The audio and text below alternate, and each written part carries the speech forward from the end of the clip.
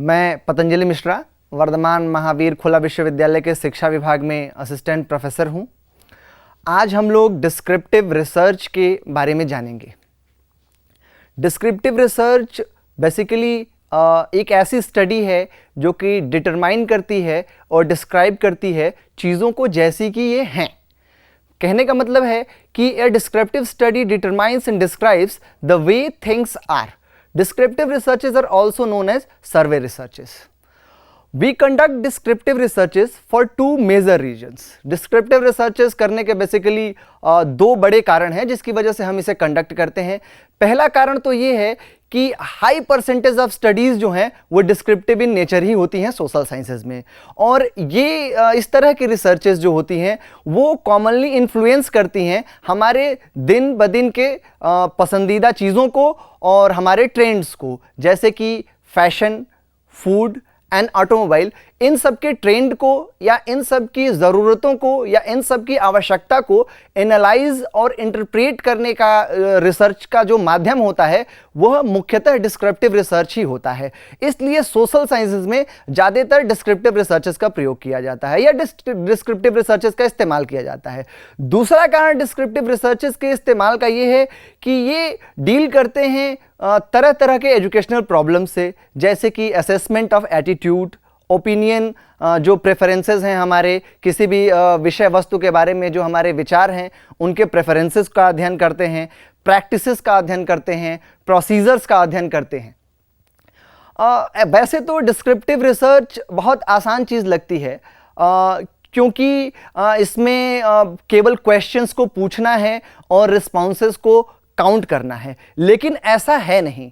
क्योंकि descriptive researches में या सर्वेज में surveys are often viewed with some disdain because many people have encountered poorly planned executed surveys utilizing poorly developed instruments।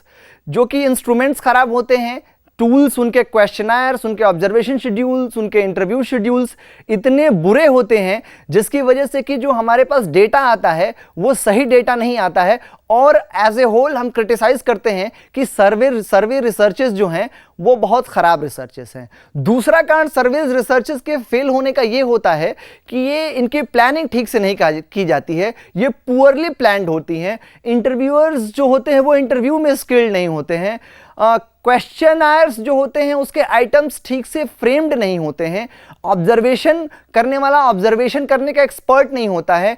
इसीलिए survey researches या descriptive researches mostly fail हो जाते हैं। हालांकि यू ऑल शुड और we all should not condemn survey research, however just because it is misused. Descriptive researches को basically कैसे classify करेंगे या डिस्क्रिप्टिव रिसर्चेस का बेसिक क्लासिफिकेशन क्या हो सकता है ये अब हम जानेंगे।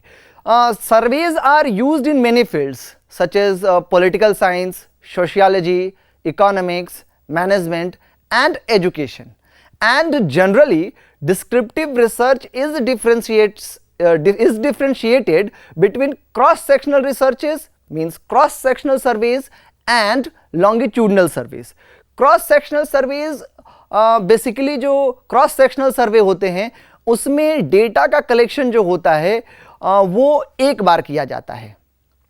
एक बार हम इंडिविजुअल्स को सेलेक्ट करते हैं, एक सिंगल टाइम पीरियड का स्लॉट लेते हैं और उसी सिंगल टाइम पीरियड के स्लॉट में उसको हम कंडक्ट करते हैं।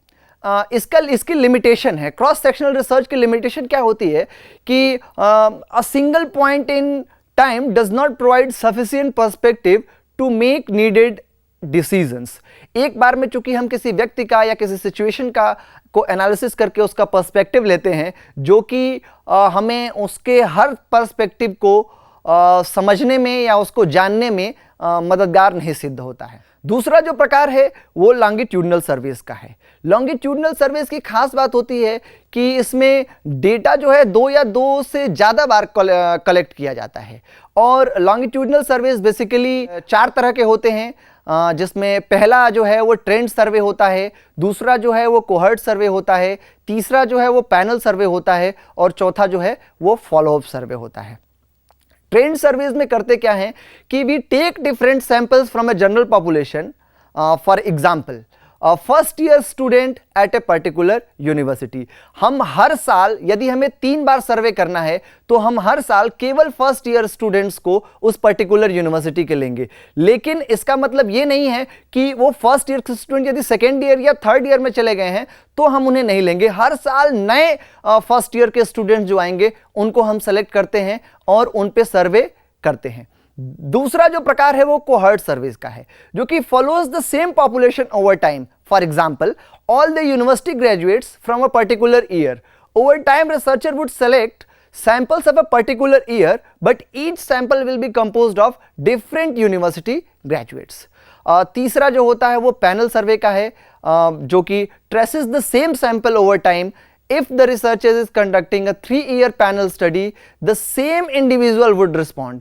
पैनल सर्वे की एक लिमिटेशन बेसिकली ये होती है कि इसमें हम इंडिविजुअल जो होते हैं उनको, यदि इंडिविजुअल आगे चल के अपना पर्सपेक्टिव बदल देते हैं या वो कहते हैं कि नहीं हम सर्वे के लिए तैयार नहीं है या उनकी डेथ हो जाती है, तो वो सर्वे के ओवरऑल रिजल्ट पे असर पड़ता है। सबसे आखिरी सर्वे होता है फॉलोअप सर्वे। फॉलोअप सर्वे में जो चीज़ें छूट गई होती हैं, जो रिस्पॉन्सेज अनरिस्पॉन्डेड होते हैं, उनको फॉलोअप करते हैं और सर्वे में जोड़ते हैं। अब हम अगले क्लास में स्टेप्स ऑफ डिस्क्रिप्टिव रिसर्च के बारे में जानेंगे और समझेंगे। Thank you.